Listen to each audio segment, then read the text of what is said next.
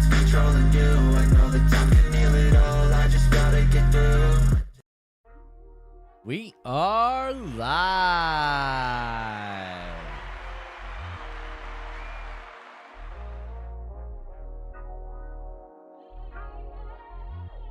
Good evening, everyone, and welcome back to another Tuesday night 7:15 episode of Tackle Talk with your boy Beards. Let's see who's here this evening, who we got in the chat. Let's see, we got, who was first? Smallwater Charters, Wes Sims, Drew Rupel, Robert Sharp, old Stream Elements bots running. Michael, what's going on, buddy? Out of town trying to get back to the chain. Buddy, you're not telling me. Back to the chain. How's it sound, guys? We sound a lot better tonight. Does everything sound good? What do we sound like? Everything looks good on my end. I had a little craziness today with the sound. It got a little interesting. I had to make some changes. Change the mic position and stuff. And the reason for that is too cold to hold my rod. There you go, Drew. I changed the mic position because we're going to have a little bit of something that looks a little bit like this. Alright, so I'm having a little trouble. Yeah, it looks pretty good. I'll take that. I'm not really too concerned with that. The mic's in the shot, it's really bothering me. I don't know. Sometimes, see, this thing's now here. I don't like that. So, yeah, we're going to switch it back to here. Alright, there. That looks a lot better. Hey, what's up, man? 72 and raining? No, thank you. No, thank you at all on the 72 and raining. All right, I'm gonna do that. We're doing it live. Hold on, you guys. I gotta do this now because this is gonna bother me real good. Let me just do this. No, I'm just kidding. Yeah, that's weird. There we go. That's it. I don't know. That's kind of odd. It's almost as if it thinks it's there, but it's not there. Oh God, we're starting off doing it live. Oh, here we go. This is all we need today. All right, get rid of that thing. Oh, look at this. There it is, the whole room again. All right, let's move this thing here. All right, we're just gonna leave it. We're gonna stop pressing buttons. You guys. Let's go back to this. Let's get into it. We missed it. Hold on. Let's do it again. Cold weather fishing. Is it worth it? That's an interesting question, boys and girls. That is the topic of tonight's conversation. Let's get some music set up. Let's start this thing off the right way. Let me get a drink, and we're going to get right into some techniques, tips, and tricks that could help you this winter break your PB.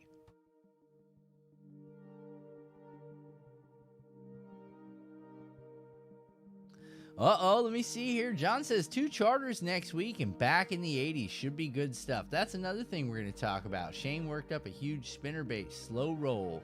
Okay, it's exactly where I was going. John, spoiler alert. John's a spoiler. No, I'm just kidding, John. You're absolutely right. I'm so glad you mentioned that, man, because that is exactly what the topic of tonight's conversation is, guys. Big blades, slow baits. And we're also going to talk about something a lot of people don't really think about in the wintertime. So I think that'll be kind of neat, you guys. Let's see what else is going on. All right. There it is. All right, let's do this. All right, I brought a little one out here, okay, because I don't feel like doing the big one. This thing's bothering me now. I don't like it right there. I kind of like it like over here, but then it doesn't pick up everything, so I kind of should like turn it like this. That sounds, no, there it is. That's it. Okay, there it is. I didn't want to bring out one of the big A-rigs, guys, because I thought that would be a little bit too much. So I just brought out like this smaller version of an A-rig right here, guys. This is a large live target.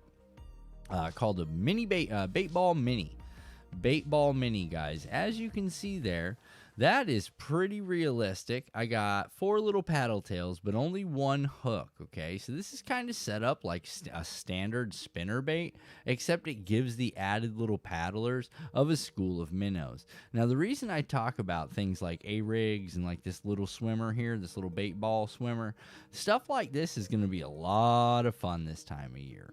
Now, I know what you're thinking. Well, how do you slow roll and still keep it in the same part of the water column? Well, that's another thing we're going to talk about tonight, guys. And the reason that we're going to talk about that tonight is because, in all honesty, I've learned a few tips and tricks that I don't know how they'll fare with some of you guys. What's going on, Arif? How you doing? Number 6 gold on the back. See, John knows. Okay, so here's what you got to do, guys. And this is just something for some of you guys. We'll start at the beginning so we all know the differences between the different styles of blades. And then we'll work our way into the performance and the way to actually retrieve these things that could help you out a lot in this winter's fishing game. All right, guys. See this one that looks kind of like a teardrop? All right, this teardrop is called the Colorado. Okay, and you see this one right here? It looks like a willow leaf. Hence the name willow blade. So whenever you see a rounded blade, you're going to think Colorado. When you ever see a spoon looking blade, you're going to think willow. All right, just so we're clear on that, guys. This way everything kind of makes sense when we're talking about it. You know what I mean? All right, let's get to some jams here. All right, guys, again, this is Strike King. Nothing really special, but there's a reason I'm showing you guys this particular Strike King. You're going to notice this octopus feature here. Okay, see this big see how this thing just sticks straight out all the time, this skirt? This is one of those plastic pop-on skirts, guys. So you can change this color anytime you want. Now, the other thing you can do is you can add another skirt. And that, I will tell you, will increase the buoyancy of the bait. All right, and there's a reason I'm telling you guys about this buoyancy thing. A larger spinner is going to allow that blade to catch more water, and a process called cavitation. For those of you guys that know about cavitation, Kenny caught 11 on Okeechobee today to smash spinnerbait. He lost 2 back blades because they hit it so hard. Wow, what's going on, Gary? How you doing, buddy? Well, yeah, that's crazy. So back to what I was saying, guys. One of the things you're going to notice now, as far as the different blades, they say the Colorado is more apt towards your moving water because of its teardrop shape. That teardrop, that wide base, is going to catch more water during cavitation. Now, they say you should use a willow in the grass and in anywhere that the blade might make contact with some kind of structure so it doesn't get hung up as much. I've never really had my blades get hung up. What I have get hung up is these hooks. Okay, just so we're all clear. Hooks get hung up, but I've never had anything hit blades. Now, like John was talking about earlier, listen, the whole bait is a target, so don't think for a second that you're not going to do damage with these things, okay? If you can find the right cadence. So here's what we really need to discuss, guys, and this is an interesting topic for some of you guys. Colgate on the blades to prevent cavitation. See, John's got another whole nother level, guys. You can learn from this. But again, getting back to the purpose of the blades, give you an idea, guys. This is a double willow. And these are 2 big willows, okay? So this bait, in theory, should stay, it will stay, not should stay, it will stay a lot better in the water column given your retrieve speed, okay? Another thing I like to do, guys, and you guys know me, I will use some Z-Mans, okay? I will put some Z-Man plastic on these hooks, some big neutrally buoyant, maybe even a big floating 6-inch paddle tail, like a big 6-inch paddle tail on the back of one of these big 1/2 ounce or 3/4 ounce swim jigs. I wouldn't go any heavier than 3/4 ounce. I'll be honest with you, it's going to be a little bit rougher than you think getting it back to the boat. But then you have to think about this, guys. And a lot of you guys don't really think about this. And it's something that we're going to do a whole episode on here soon. What we're going to talk about, guys, is we're going to talk about gear ratio. So one of the things you need when you hear people say, oh, he was slow rolling. Well, let me tell you, if you're slow rolling with a 6-3 to 1 and I'm slow rolling with a 8-5 to 1, the thing that you're going to notice is that I'm going to take in a lot more line than he does, regardless of how fast we're reeling. And that's just because the gear ratio. So one of the things you guys might want to test when you're talking about slow rolling spinner baits is what gear ratio you have on all your rods. You'll be surprised. A lot of them, if you buy the same brand manufacturer, you'll find they all have pretty much the same gear ratio, and that's going to be like a 6-3 to 1 or something like that, or a 6-8-3 to 1, something like that, okay? That's pretty much the standard. But when you're saying slow roll, what you're trying to match, guys, is the buoyancy of the bait in the water column to the size or speed gear ratio of your reel. Okay, so when I say this, guys, and I'm talking about slow rolling, let's just put it more into a perspective. And like a 6-3 to 1 will give you a slow roll all the time, regardless of not really regardless. Let me take that back. It's not regardless of the size or the speed of your reel, but you will reach a max speed, if you understand what I mean by that. You'll be able to reach a pretty good speed on retrieve. Will you quite get to burn it? No, not really. Like I run 8-3 to 1s on a lot of my chatterbaits and things like that, and I can keep a pretty good turn on it and keep that chatterbait right in, you know. And when I say turn, I'm thinking 1 1 1 1 1, counting the cadence of when the reel or my hand gets to a certain point every single time. And then that's where I kind of determine my speed. Now, if I get on that Lew's Custom TI with that 8-3 to 1, it will cause that chatterbait to spaz out and flip around. It'll do all kinds of crazy stuff because I've pretty much been bringing, you know, it would cause me to bring it back too fast. So one of the things I want you guys to really think about in some of these techniques is, what is my gear ratio? What is my retrieve rate based on the rod reel setup that I'm throwing right now?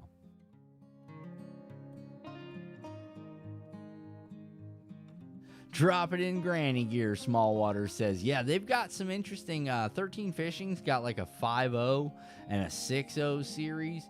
And then those are slow. Now they're big drag. You know what I'm saying? Those things come with like 25 pounds of drag. What's going on, Rocky? Good to see you in here, bud. In our shallow water, rod position controls a lot of depth. Now, we're also going to talk about that.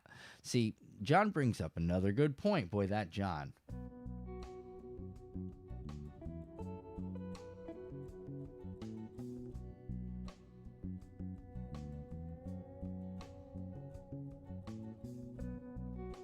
You know what? Before we get into that, guys, let's get into this.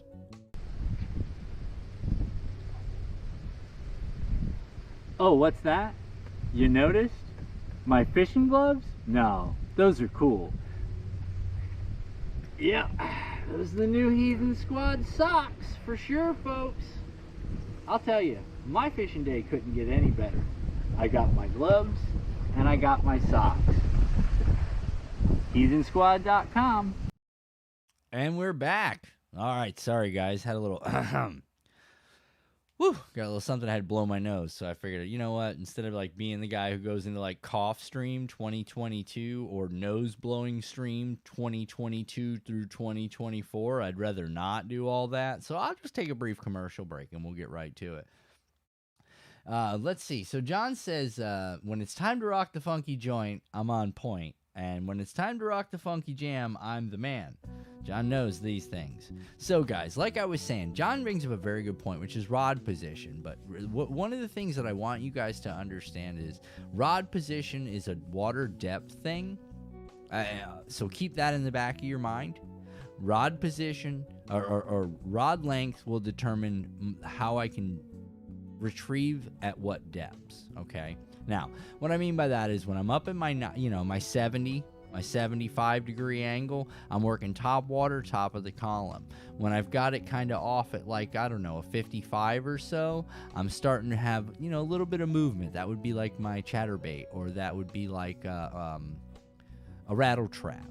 You know, when I start pulling it down and I'm working everything with the tip down, that's going to be my jerk baits. You know, that's going to be some of my suspended baits and some of, you know, my real action baits. Sometimes my top waters, I'll tend to have my eyes down, you know, my rod pointed down, just so I can get more action on my left to right movement. So don't think that just because you're throwing top water, you got to be doing everything with the rod in the air. And just because you're throwing a deep diver doesn't, you know, it would behoove you to keep your eye down. It would behoove you to keep that rod in a down position, considering if we thought, you know, straight was 0, there's 75, and then there's like a -15, -30, you know. Think about it like that, guys.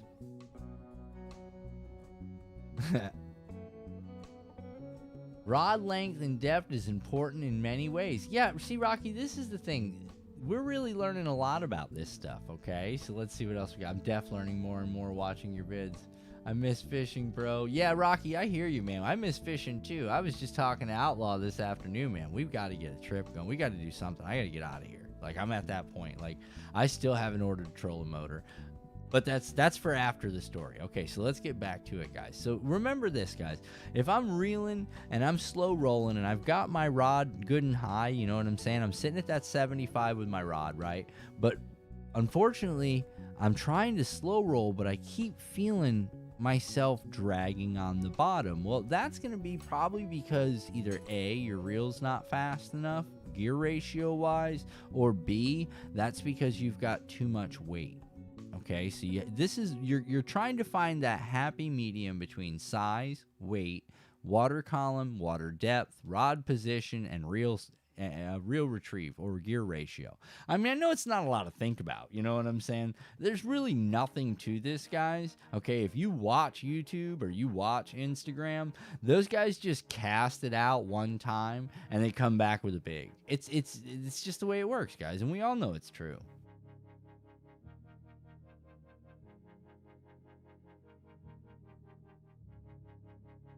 Weather looks good for Friday. Yeah, John, I was checking the app earlier, man. I might be pushing till Saturday, but I'm probably going to have to work Friday. There's really no way around it. I've got schedule. It's interesting in the construction industry because you'll notice when taxes are about to become due because everybody needs everything done right now because the faster they can get it off the books and the faster they can get a check from somebody, to take ownership of their home, the faster they can get that house off their books because they probably need that money to pay some bills. Trust me on that one.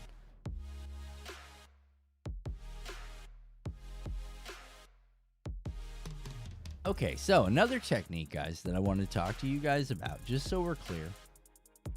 And now I don't know what I did with it. Oh, I'm having that kind of day, boys and girls. I don't even know where I put the last technique I was going to talk about. Oh, ta-da! Here we go, boys. All right, I should have opened this earlier, and then I ripped it. It's caveman. I'm gonna try something else this season too. Remember, I was talking to you guys about big baits. You guys know how I love them big baits. Not really. I'm being sarcastic. I love me some big baits. I do. But I tend to try to, keep things small. Remember this, guys. When you're moving into the winter season, fish are going to congregate together a lot more. And this includes the target species that we're going for, bass. So, remember that finding one usually means you've found a lot more than one. Okay, especially right now. When it starts to get this cold water transition, you're going to find fish tend to school up. And the areas that you're going to be most abundant at finding fish are going to be shallow fishing areas with access to deeper water, like within 20, 30, 40 yards. If you can find something like that where there's a shallow water, good bottom, vegetation still looks good, you'll find bait fish in that area and you will find big bass that come out of those deep waters because the deeper water has the most constant and stable temperature, guys. Fish ice out. Oh, Robert's doing some ice fishing, huh? Got motor off and bushings replaced. No issues. Good job, John. Good job, man. No kidding. I've been on 6-day week works for the last month. Oh, Drew, you're like me, man. There's just no stopping it.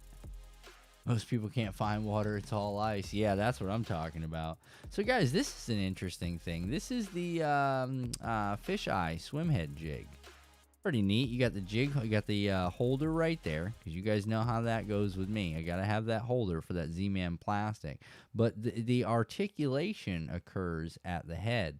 So this is an interesting little lure right here. And there's a reason I'm showing you guys this, is because when you match this up with something like, I don't know, a 6-inch swim bait, something that's going to have a very slow fall. Another one that you can match something like this up with that would be pretty good would be a Gambler Big Easy. That's going to be another bait that you want to look for this time of year. And as much as it sounds crazy, and a lot of people, they don't believe me, but trust me, this one's going to sound really crazy.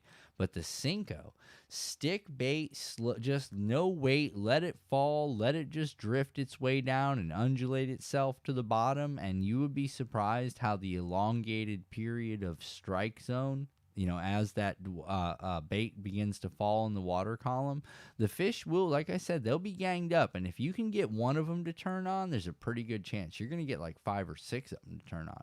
And that's where you're going to have a lot of fun this time of year. Like John was talking about earlier, Big Jerk would work great on that. Yeah, see, there you go. John's got the idea. This way I still have that swim bait presentation. I still have that side-to-side movement that I prefer this time of year. I like to have that S swim pattern as opposed to the straight. That's why right now the spinner bait in a slow roll, it gives the appearance of moving only because of the flashes off them blades, when those 2 blades or 1 blade, just depending on what you're throwing.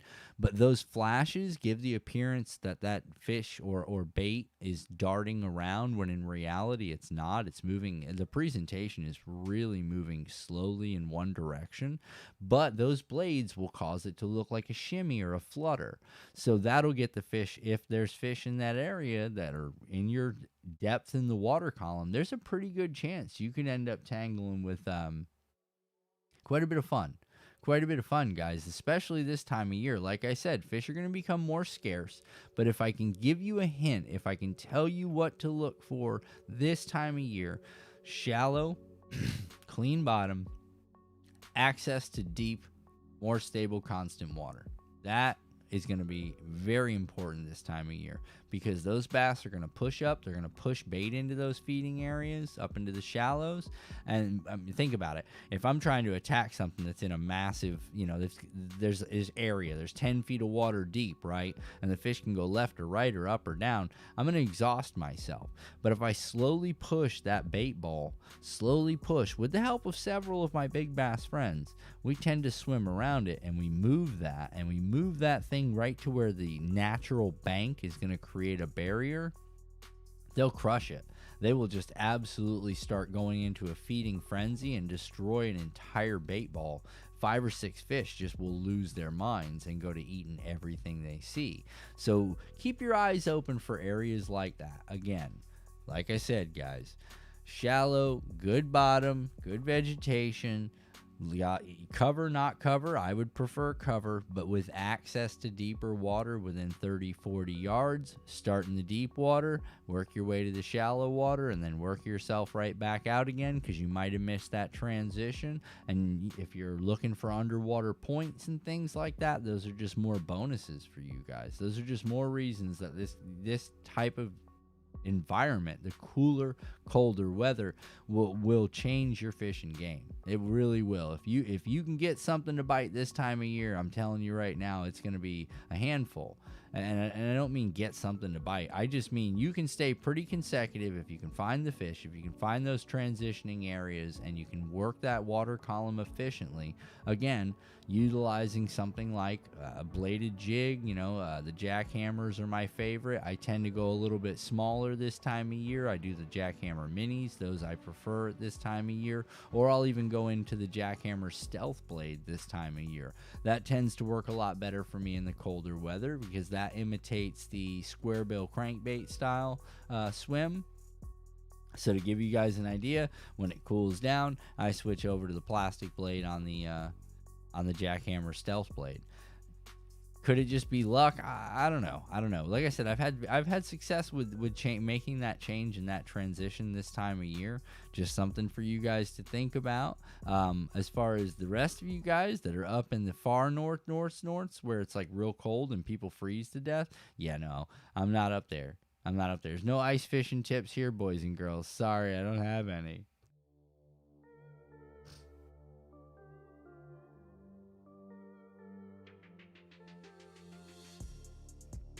John says, confidence in the bait is half the battle. You're not kidding, John. That's why I said I've got my choices for this time of year, and I know how I like to present them.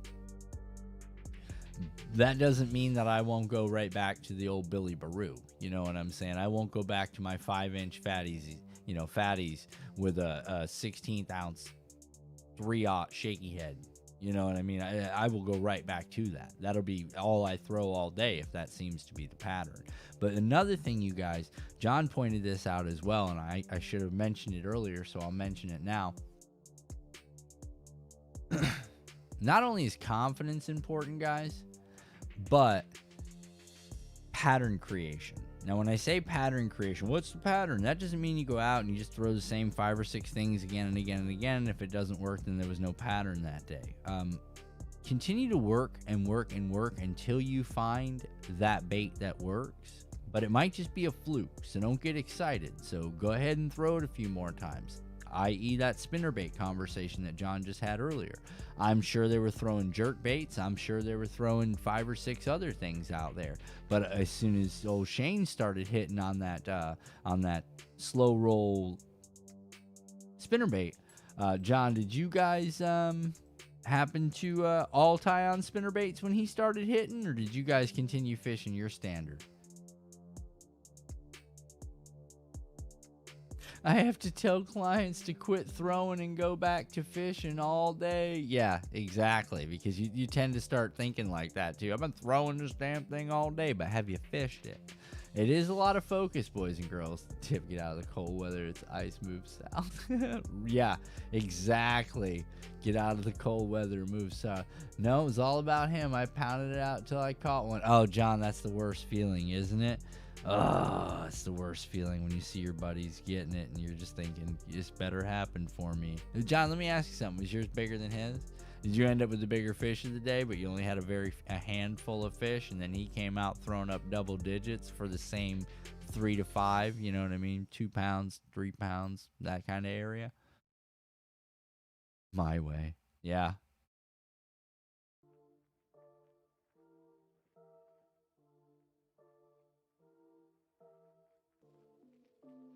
That's also another thing I've noticed, guys. This time of year, once you do find what's working, okay, look at that. OBS decided to drop me for a second. That was interesting. And I'm back. Okay. Yeah. Like I was saying, guys, one of the things that I've noticed, banned from the boat from 30 days.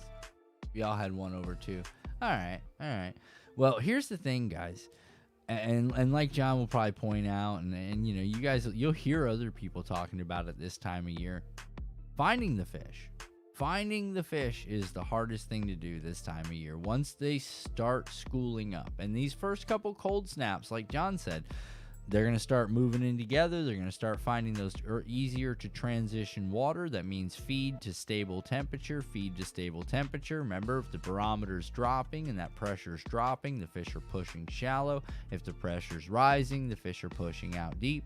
With all the knowledge that we've gained over the last couple of months of talking about this stuff, guys, this should lead up to a pretty successful winter season. Now, granted, you get your boat fixed and everything's running correctly, and you know, you get your batteries replaced and you get your trolling motor replaced, and you get yourself out on the lake. It could be fantastic. But right now, I haven't done all that yet. I'm a little busy. We got a new puppy. He's really, really cool. His name's Forrest Gump, and he's the coolest little dog. He's going to be pretty neat. I think he was a good addition to the family. I'm really excited about the silly little dog. Our water dropped 14 degrees in 2 days. That's dramatic. Yeah, John. See, that sends the fish. We use a lot of bobbers in crappie season. Yeah, that is a dramatic drop. 14 degrees has definitely got fish thinking, dumb question, but are bobbers becoming obsolete? No, Rocky. Bobbers are not becoming obsolete. Our style of fishing is just changing that much. The days of live bait and bobbers, I still tend to do that, don't get me wrong, but I'm seeing a lot more success as far as the bigger fish that I've ever caught. Artificial running, man. I have to me, it's a personal challenge. It's a whole adventure. Like we were talking about earlier. I mean, you've got all of these variables, right? We're talking about rod size, talking about line diameter and strength. We started talking about gear speed. We started talking about lure weight. We started talking about retrieve speed. We started talking about rod retrieve, how you hold your rod. All these things, it really is a fluke when you catch fish. It is an anomaly. It is the thing that occurs in between all the times that you've done the same thing over and over and over again. You know what I mean? If you know how to work your bait, if you're confident in the way you work a specific bait or the way you want to use a specific bait, which might not be the right way, so it would behoove you to learn by paying attention to what you did last time you caught a fish, because if you replicate that again, you might find you caught another fish. But if you alter that in any way, you might find you catch no fish. So the thing I want you guys to think about is when you get all these variables and you start to really key in on, okay, this worked this day and this worked that day, but it might be something totally different tomorrow. Don't let yourself get stuck in just bringing out those one or two things this time of year, because fish will be finicky.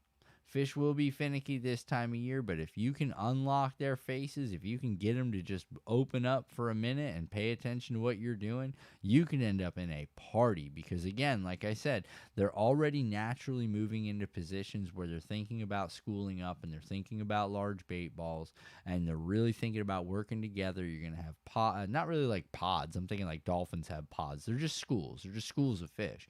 5, 6, 20, 50. It just depends on the life that can be supported in the area that those fish are growing. There's a Pokemon in your bobber. Yeah. See, John, exactly, Jay. Needle in a haystack. And it is. And us bigger lake guys are going to suffer it. That's another thing you're going to find out. I heard something. What was it?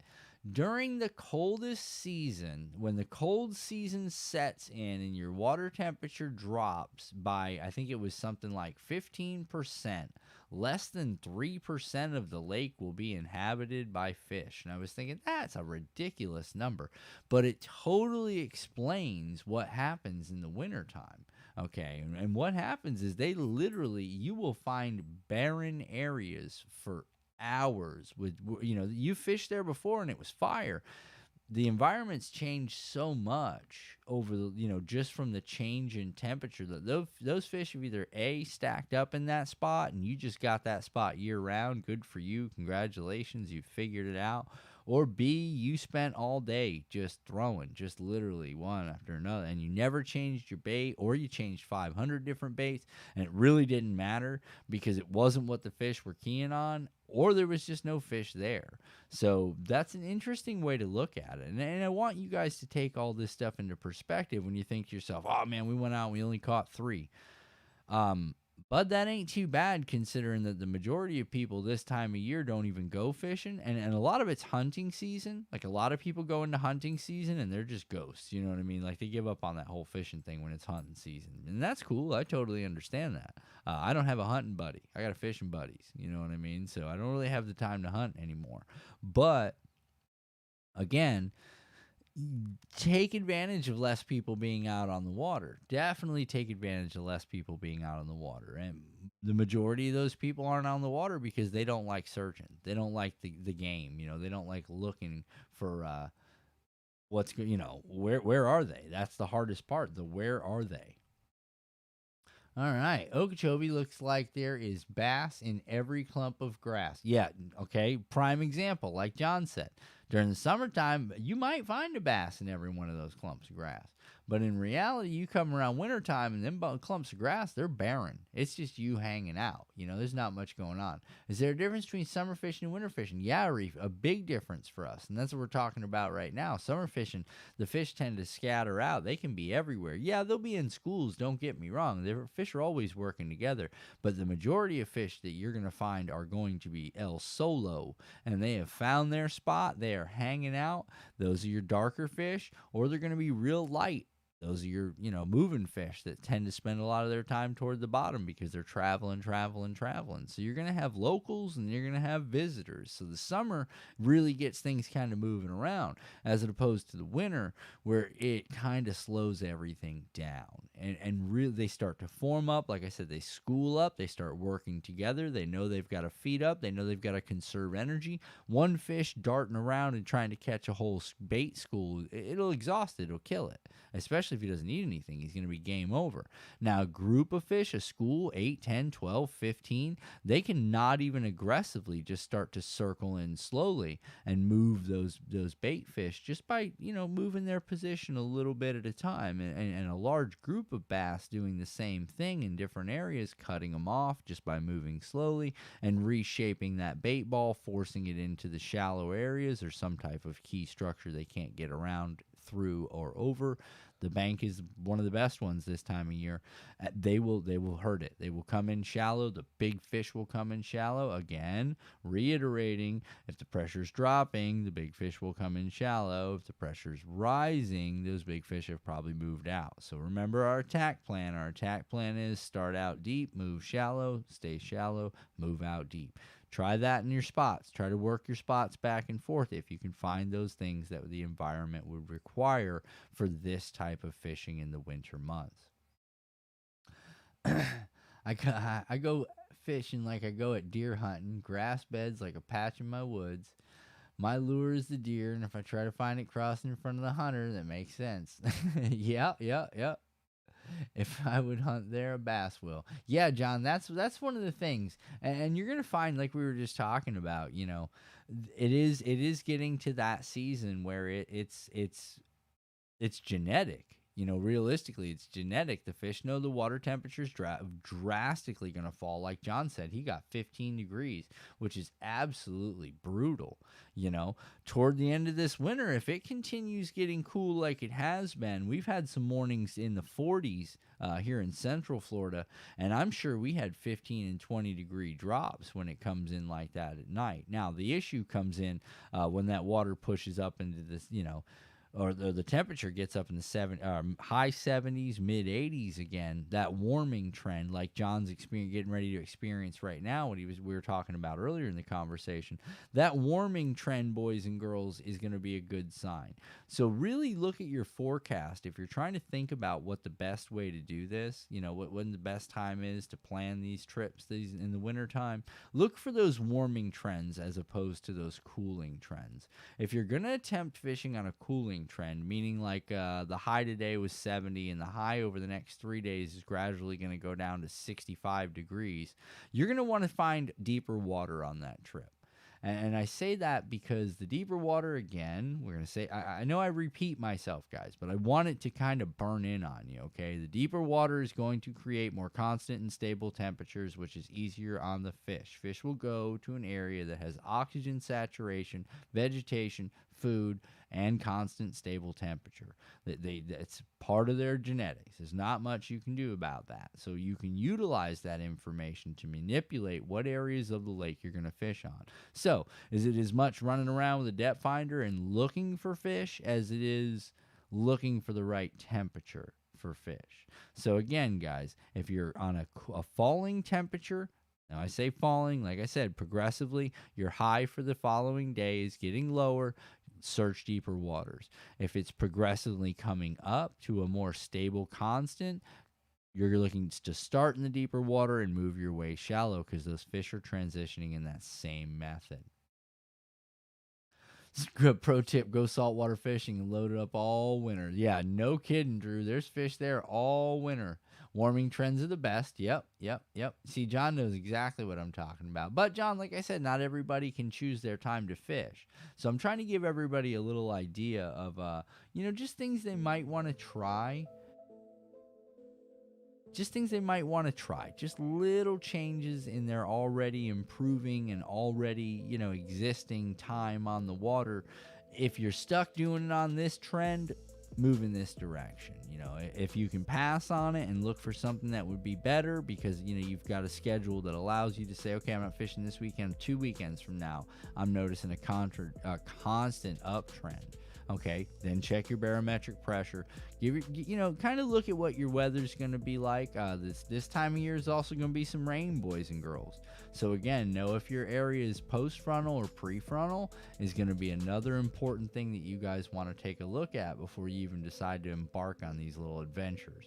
because believe you me, the last thing you want to be going out there doing is fishing on the back or the front side where you know that isn't going to be successful, and you're in a cooling trend and you're sitting in the shallow water thinking you're going to make this happen. Look at water depths right now. Rain hasn't been as prevalent the last couple of weeks. We're losing a little bit of water in some of our lakes, so that's going to create more stress on the fish. They're going to be pushing into the deeper waters again because it's constant non-variation. That's kind of what they're looking for. They want to be comfortable all the time. They're like the menopausal wife, you know what I'm saying? I'm hot, I'm cold, I'm hot, I'm cold. They like to find the middle and stay there, and they'll move with it. And as long as all those factors are still in play, that'll be a successful area to fish for sure.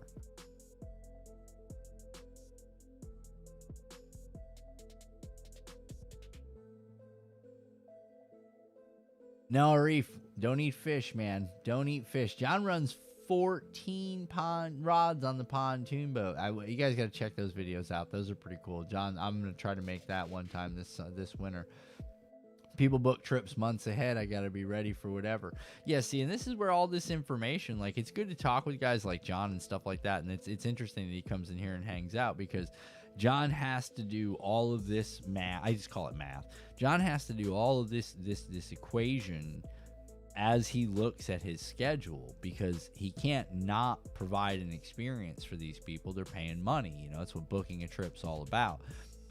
At the same time, he knows that if his parameters are this, you know, X, Y, and Z, yeah, he can catch some fish. But this guy comes out talking about, we breaking double digits today. And John, well, you can break double digits on this lake any day you come out here. But in reality, we're going to get on hopefully a bite, and we're going to progress from that bite into some fish. And you'll be surprised, man. You get 5 or 6 fish in the boat. You really don't care about that.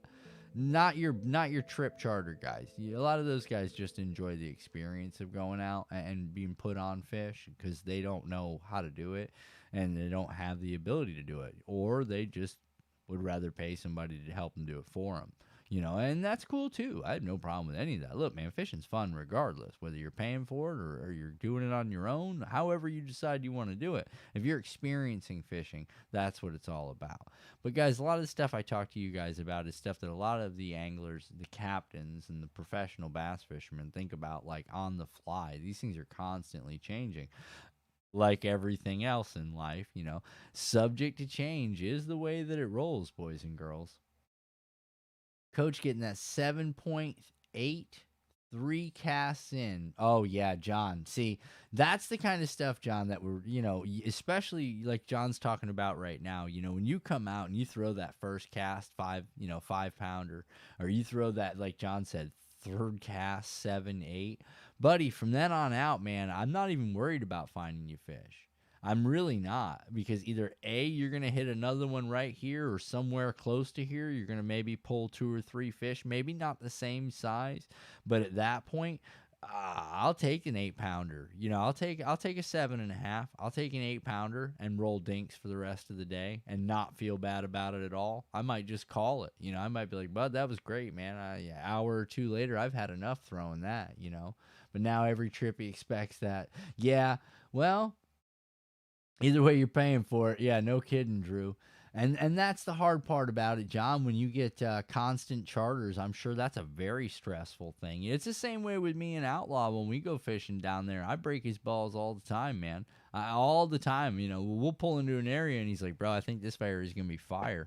I'll cast like 3 times and be like, bro, this area sucks. This is the worst spot in the lake, bro. I ain't caught a fish yet. I done threw it 3 times. And it's a little joke that we have, because that's the feeling that you have when it's, you know, you get to an area, you're ready for it to be fire. It's not. You go somewhere else, you get a couple of fish, you're like, bro, everything's changed. Yeah, next thing you know, you're out of that area because you've exhausted it. You beat it up. The fish have moved, or they're just wasn't that many fish there, and you end up dragging it out for another 2-3 hours. That's a bit stressful, you know, and it really doesn't add to the fun, unless then again you're throwing the 7.5, 8-pounder out on the 3rd cast, and then from there on out, anything after that's gravy, buddy. You know, gravy.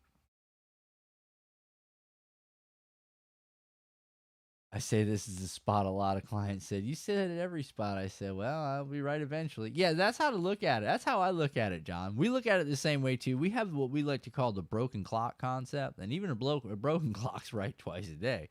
You know what I'm saying? So we utilize that same method. We hit 30, 40, 50 different spots, man. If none of those were fire, we're gonna keep trying. Like, we'd love to say, we could pull ourselves off the lake, but realistically, I mean, when you put 2.5, 3 hours into a trip of just travel one direction, you're not giving up. I can promise you that.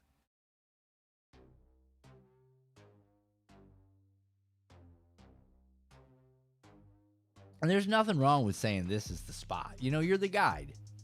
Your job is to boost this up. This is an experience, you know what I mean? For us, it's just, there's double digits in here somewhere. Boy, I know one of these is gonna be the big one. This is my double digit fish. And that's where I was talking about earlier. Expectations, girls. Expectations. Now, if you do find a spot where there's a 7.5 within the first 3 or 4 casts, boy, I don't know, John, I might not have been able to pull off that spot. To be honest with you, I'd have kept asking him, "Hey, are you done with this spot? I got another one we could try." "Oh, no, let's keep going." I'd be fine with that. "No problem, bud. We'll sit right here. Here, I'll run the trolling motor. Let me put power poles down for you, bud. Give her hell." And that's how I'd have been sitting on that day for sure, bud. That's a tough one, man. See, that would make me nervous if I was a guide, bro, and you throw a 7.5 on like the third cast, because I'd be thinking, okay, either this guy's had enough and this was real fun, or he's gonna want more. And that's where it gets rough, because if you can't pull a 7.5 and then say you had a shit day. I just don't see how that works, man. I really don't.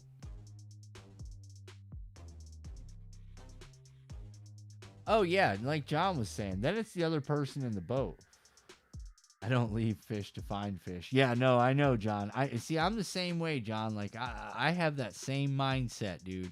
Even if they're only this big, you understand what I'm saying? Something around there is eating those. That's the way I look at it. Like, I'm like, you know what I mean? Because we could go 10 yards over yonder and see Zillow, and literally just throw our brains out over there and just just burning up bearings for no reason, when 20 yards back there, at least there was some dinks. And if we catch 5 or 6 of those dinks, I'm switching up to the swim bait, to a big one about the size of those dinks, and I'm gonna toss that around in that same area, because if there's something prowling on those, I'm finna hook it up. We're gonna have a bass fight. That's gonna be great. Yeah, see, John says they're snacks. Yeah, like, guys, this is how we think. Like, it's real weird. But then, like I said, when there's a couple of you, and John made reference to fishing with Lindy is like fishing in a tournament every day. It's no different for me and Outlaw when we go out, guys. Yes, listen, and you guys might see that there's no competition. It's just 2 buddies going out on the boat. Let me tell you that the part you guys don't see is I'm gonna wear him out today, and he says the same things. You know what I mean? Like, that's the goal, bud. Neither one of us gets on the boat going, "Man, I hope my buddy catches a big one today. He deserves it." That would make his life fantastic if he broke double digits. I wish that on him. I'm not going to throw at that, because hey, you might want to throw there, bud. There could be a giant. No. I'm pirating. You know what I'm saying? You're 29, 30. Mine. No, I'm just kidding. I'm not that bad. Yeah, I am. I am that bad.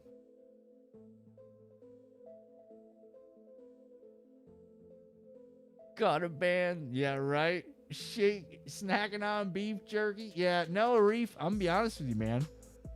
Everybody that you see, like small water charters, myself, I don't know, I've never seen Rod fish, but I know Outlaw, dude. Listen, it's hell to get us to even eat a snack, bud. Drinking water becomes something of a luxury. It's focus, bro. There's so much going on. Like, I've got a number of casts that I want to get in a day. And I think my latest number is like 3,976 casts if I catch one. Now, that would be horrible. But realistically, man, you think about it. You only have so much time. And if you're working that bait back in this presentation style and you've thrown that 75 times in that same presentation style, and you've thrown it in different areas that should have contained fish, that's not it.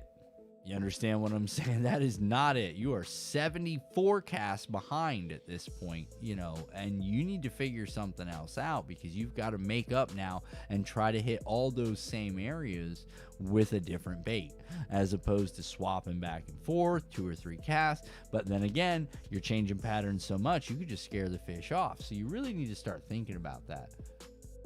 Yeah, I like the pepper jerky myself. John says he just gets a sip of tea, man. I mean, like, this is real, guys. This is real. You have no idea. I have to have snacks on the boat. Rarely eat them, but if I don't have them, I'll starve. Oh, I know, John. It's so terrible. We're gonna starve out there. No, seriously though, you do want to make sure you bring something, dude. Like, for real, because if you're not paying attention, you crash your own blood sugar out, even if you're not diabetic, just from the strenuous activity. And I don't mean physical, I mean mentally strenuous activity that is bass fishing, because it is a lot of thought. You're trying to do a lot of stuff when really it just kind of happens. You know what I mean? It just happens. If you get bit, you get bit. If you don't, you don't. So in between all those times you don't is that one time that something pulled on it. You're like, yeah, today's going to be my day. And then you find out it's just got 25 pounds of grass on it. And it's just a dink. But that's cool. You know, you caught one, right? We can trolling fish on Lake Erie, so snacking. Yeah, see, Rod's got it. That's how, yeah, Rod, that's the only way to do it. Something about knowing I don't have to have them makes me more hungry. Oh, that's terrible, John. Yeah, right? Because all you're thinking about is, man, I could eat something right now. Fish ain't biting. I could eat something right now. I got plenty of time. I make sandwiches. I do. I don't make them fancy sandwiches like old Buddy does, though. Buddy gets hooked up when he goes fishing. I got to make my own. So I just make some wraps because they're real easy, and I just throw together some Boar's Head cracked pepper turkey with some Boar's Head Switzerland Swiss 140-day-old aged Swiss cheese on a soft tortilla shell. Simple wrap, bit of mustard, and I'm good, man. Like, I'll roll like 4 of those bad boys right up, poop, poop, poop, cut them in half, stick them right in my bag, take them out with me. They're small, they're bite size. I don't really need to, they don't really make a mess. I can just chew it right up, pop it in my mouth, and go on about my business. The other thing I like to bring is like Kind bars, you know, like some with some sugar in it. You know, you definitely want to make sure you got some sugar in it, and you do need some kind of fluid. Teas are, you know, I try to bring water because I know, and like 4 Red Bulls, because I've got the caffeine area covered. You know what I'm saying? I'm running around on 25 and I should only be on 2, you know, because I'm fishing, but I'm ready, dude. You could 20-foot gator jump on the back of that boat and I'm gonna get it, you know. Red Bull. You know what I'm saying? Snickers and Oreo cookies. Yeah, there you go. Lydia makes us fresh breakfast sandwiches every morning. Pluses of fishing with the wife. Yeah, John. Yeah. The only bad part about that is, John, fishing with your wife, although she's making you breakfast sandwiches, you probably get real quiet on the ride home some days, because when Lydia puts it on you, boy, she puts numbers up. She don't make it nice, bro. Like, it's I seen some of them videos, man. I don't think I could take that. I think that would put a little bit of strain on my relationship, at least on the boat. No, I'm just kidding. It's all in jest. It's all fun and games. Yeah. Sure it is. Well, guys, listen, I got my little man here. I wanted to tell you guys all happy Thanksgiving, because I'm probably not going to see you on Thursday. Thank you very much, you guys, for coming and hanging out. I appreciate it. I really do. And I think it's a lot of fun. I think we learn a lot from each other. I only put fishing seats in the boats for charters. We stand. Yeah, no kidding, John. I'm not a fan of the seats either. But, guys, I really want you to know that this holiday season, do your best, man. Just do your best. If you can't get a turkey, don't worry about a turkey, man. You know what I'm saying? Just be with your family. If you got to bust open a can of Spam, get it. You know what I'm saying? Corned beef, hash, and eggs, do it up.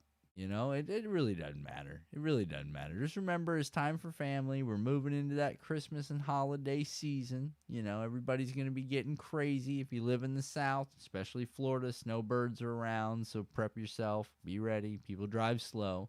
If you live in your northern states, congratulations. You guys get to travel freely without 7 million people on the road, because half your population came down here to spend some winter time. Thanks. Sarcasm. Oh, look at this. See, you got a turkey and a pork shoulder. But listen, guys, I do appreciate your time. Again, happy Thanksgiving. And guys, it's been real. It's been fun. We'll see you guys on the next one. See ya.